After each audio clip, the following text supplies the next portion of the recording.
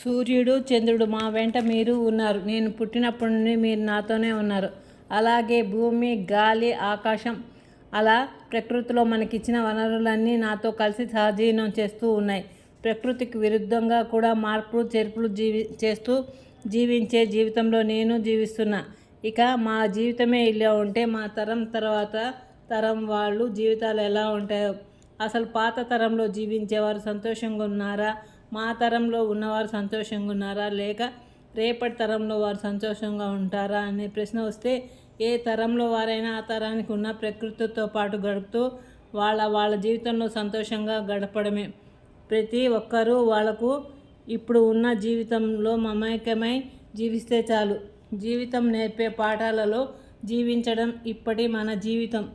ఎవరికి ఎంత ప్రాప్తమో అంత అనుభవించిపోవడమే. కష్టమైన సుఖమైన ఏమంటారు?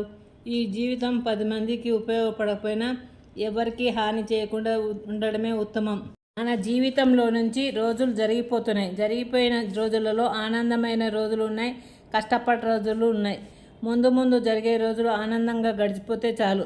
పిల్లలుగా గడిపిన రోజులన్నీ చాలా వరకు జ్ఞాపకాలలో గుర్తుండి రోజులుగానే మిగిలిపోయాయి.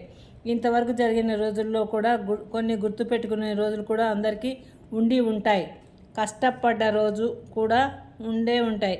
ఆ కష్టపడ్డ రోజులను తట్టుకుని వచ్చాం కాబట్టి మనం ఇప్పుడు ఇలా ఉన్నాం.